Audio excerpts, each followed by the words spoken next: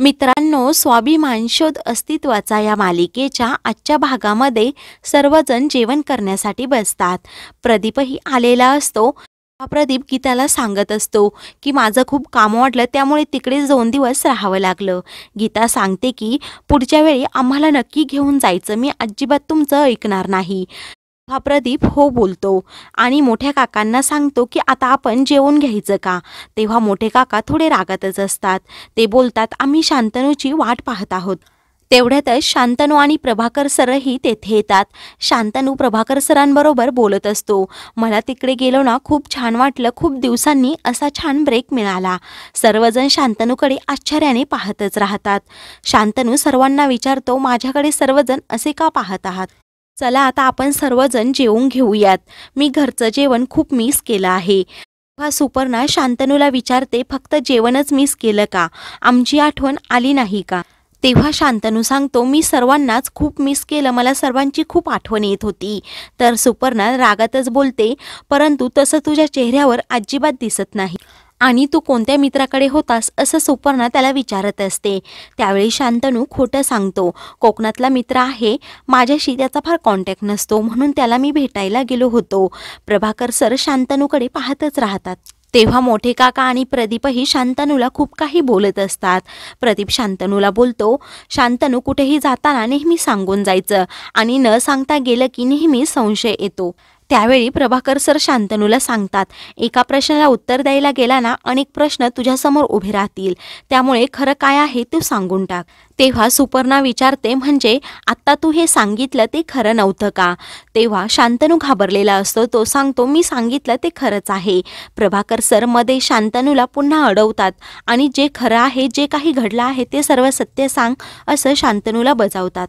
सर्वजण शांतनूकडे पाहतच असतात की शांतनू नक्की काय सांगत आहे.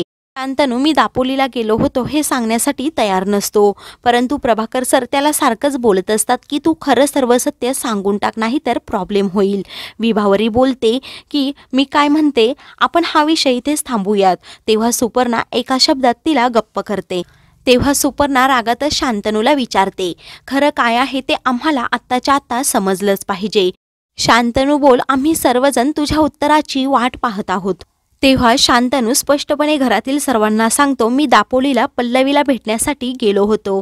हे ऐकून घरातील सर्वांना आश्चर्याचा धक्का बसतो. सुपर्णाला खूप राग आलेला असतो. सुपर्णा विचारते, असं कुणालाही न सांगून जाण्याची तुझी हिंमत कशी झाली? तिच्या पाठीमागे सारखा पळत राहतोस. तेव्हा शांतनू सांगतो, आपण त्या दिवशी हॉस्टेलवर गेलो तेव्हा तिथे पल्लवी नव्हती, मला तिची खूप काळजी वाटत होती, त्यामुळे मला असं वाटलं कुणालाही न सांगावं. मी तिच्या बहिणीला कॉल केला, तेव्हा मला समजलं की ती दापोलीला आहे, त्यामुळे माझ्या काही प्रश्नांची उत्तरं पण मला तिच्याकडून काढून घ्यायची होती आणि ती मुद्दाम माझ्यापासून दूर जात आहे हे मला समजलं होतं, त्यामुळेच मी दापोलीला गेलो. सुपर्णा रागातच शांतनूला बोलते की मी त्या दिवशी तुला हॉस्टेलवर घेऊन गेले याचं कारण तिचं तुझ्यावर खरंच प्रेम आहे का हे मला पाहायचं होतं. सुपर्णा शांतनूला सारखी जाणीव करून देत असते, त्या पल्लवीचं तुझ्यावर अजिबात प्रेम नाही आणि त्यात आदितीचा हात तिच्या डोक्यावर आहे, त्यामुळे ती अजून काय करू शकते. तेव्हा प्रभाकर सर सुपर्णाला सांगतात, वहिनी यामध्ये आदितीचा काही एक संबंध नाही, तिला अजिबात मध्ये घ्यायचं नाही. मोठे काका रागानेच बोट करून प्रभाकर सरांना बोलतात की प्रभाकर तू अजिबात मध्ये बोलायचं नाही, कारण आदितीची त्या मुलीला फूस आहे आणि तुझी तुझ्या मुलाला फूस आहे, त्यामुळे तुम्ही सर्वजण आम्हाला काहीच सांगत नाही. सुपर्णा रागातच शांतनूला विचारते, तू तिच्या पाठीमागे धावत पळत दापोलीला गेला, परंतु याचा काही फायदा झाला का? तिने तुला होकार दिला का? सर्वजण शांतनूच्या उत्तराची वाट पाहत असतात, मात्र शांतनू काहीच बोलत नाही. तर मोठे काका बोलतात, महाजनांनी प्रेशर आणून माझा इथं बीपी हाय केला आहे. शांतनू घरातील सर्वांना आपला निर्णय पुन्हा सांगतो की माझं निहारिकावर अजिबात प्रेम नाही, मला तिच्याशी कुठलंही नातं जोडायचं नाही. सुपर्णाला अजूनच राग येतो आणि हीच आमची किंमत तू केली का असं त्याला उलट विचारत असते. तेव्हा सुपर्णा शांतनूला अनेक काही प्रश्न विचारत असते. ती विचारत असते की पल्लवीने तुला होकार दिला का?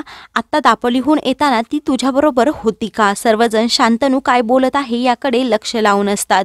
प्रभाकर सर शांतनूला समजावतात, जे खरं आहे ते सर्व सांगून टाक. तेव्हा शांतनू नाही असं बोलतो. तेव्हा सुपर्णा समजून जाते की पल्लवीने याला नकारच दिला आहे. हा रिकाम्या हाताने पुन्हा माघारी आला आहे.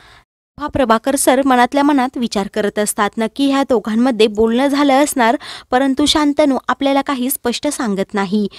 काका शांतनूला बोलतात, म्हणजे सरळ सरळ त्या पल्लवीने तुला नकारच दिला आहे. तेव्हा शांतनूला सर्व गोष्टी आठवत असतात की आपण अगोदर घरच्यांना विश्वासात घ्यायचं आणि मगच आपल्या नात्याबद्दल सांगायचं. तेव्हा शांतनू सुपर्णा आणि मोठ्या काकांना सांगतो, सध्या तरी पल्लवी आणि माझ्या रिलेशनबद्दल आणि माझ्या लग्नाबद्दल काही एक विषय काढायचा नाही, असं म्हणून तो न जेवताच तेथून जातो. तर सुपर्णाला खूप राग येतो. तेव्हा ती रागातच प्रभाकर सरांना विचारते, भाऊजी तुम्हाला हे आधीपासून माहीत होतं का? प्रभाकर सर हो बोलतात आणि त्याच्या राहण्याची व्यवस्था मी आधी तिच्या घरात केली होती असंही सांगतात. हे ऐकून मात्र सर्वांना धक्का बसतो. त्यानंतर शांतनू त्याच्या रूममध्ये येतो. तेव्हा तो घडलेल्या गोष्टींचा विचार करत असतो. त्याला पल्लवीची आठवण येते. त्याच्या मनात पूर्णपणे गोंधळ उडालेला असतो की मोठ्याईला पल्लवीविषयी कसं कन्व्हिन्स करायचं, तिच्या स्वप्नांबद्दल कसं सांगायचं. तेव्हा तो पल्लवीला फोन करतो आणि तू काय करतेस असं विचारतो. तेव्हा पल्लवी सांगते की मी माझ्या सर्व मैत्रिणींना घेऊन पार्टी करत आहे. तेव्हा शांतनूला समजतं की ही आपली गंमत करत आहे. नंतर शांतनू पल्लवीला सांगतो की आज मी कॉलेजला गेलो होतो, तिथे बाबा आणि तुझ्या आदिती मॅडम भेटल्या. आम्ही तिघांनी मिळून एकत्र कॉफी प्यायली. हे ऐकून पल्लवीचा आनंद गगनात मावेनासा होतो. तेव्हा ती खूप खुश होते. त्यानंतर शांतनू पल्लवीला सांगतो की मी आत्ता घरच्यांना सर्व सांगितलं पण आहे की मी पल्लवीला भेटायला दापोलीला गेलो होतो. तेव्हा पल्लवी विचारते त्यांची काय प्रतिक्रिया होती. शांतनू सांगतो त्यांना हे आवडलेलं नाही. पल्लवी सांगते साहजिक आहे, अगोदर हे कोणाला पटणार पण नाही. त्यानंतर शांतनू आणि पल्लवी घरच्यांविषयी थोड्या गप्पा मारतात. पल्लवी बोलते मला खूप झोप आली आहे, मी फोन ठेवू का? म्हणून ती बोलते मला एक महत्त्वाचं तुम्हाला सांगायचं होतं. ती खूप लाजत असते. तेव्हा ती पटकन आय लव्ह यू असं बोलते. पल्लवी आय लव्ह यू म्हणाली हे ऐकून शांतनू खूपच खुश होतो आणि तिला आय लव्ह यू टू असं बोलतो आणि फोन ठेवतो. दुसऱ्या दिवशी प्रभाकर सर आदिती मॅडमच्या घरी येतात. तेव्हा ते दोघेही शांतनूबद्दल बोलत असतात. तेव्हा आदिती मॅडम प्रभाकर सरांना बोलतात, आपल्या आयुष्यात काय घडलं ते शांतनूच्या आयुष्यात घडायला नको. प्रभाकर सर जरा चिडूनच बोलतात, शांतनूच्या आयुष्याबद्दल बोलताना आपल्या आयुष्यामध्ये काय घडलं, या जखमांची तू मला नेहमी आठवणच करून देणार आहेस का? त्यानंतर प्रभाकर सर निहारिकाचा विषय काढून त्यांना विचारतात की निहारिकाला परमनंट केलं की नाही.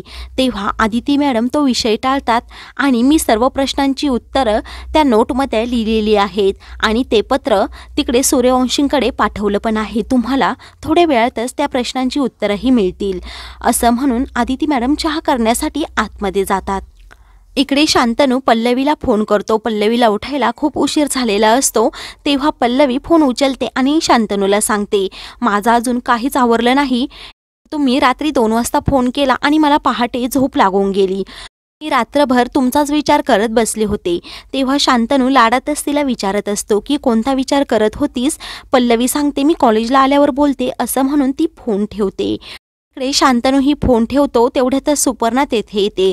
सुपर्णा शांतनूला सांगते मला तुझ्याबरोबर महत्त्वाचं बोलायचं आहे, असं म्हणून ती शांतनूला विचारते, तू दापोलीला पल्लवीला भेटायला गेला आणि तुमच्या दोघांमध्ये काहीच बोलणं झालं नाही असं तू म्हणतोस, परंतु माझा काय घरातील सर्वांचा या गोष्टीवर अजिबात विश्वास नाही आणि मी तुला एक अट पण घातली होती, ती तुझ्या लक्षात आहे का?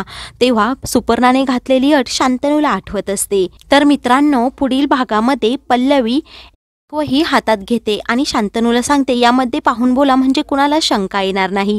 शांतनू पल्लवीकडे पाहतच राहतो आणि तिला चॅप्टर असं बोलतो. त्यानंतर दुसरीकडे मोठे काका निहारिकाला एक लेटर देतात. ते पाहून निहारिका खूपच खुश होते. तर इकडे पल्लवी आणि शांतनू बोलत असतानाच निहारिका तेवढ्यात तेथे तोऱ्यातच येते.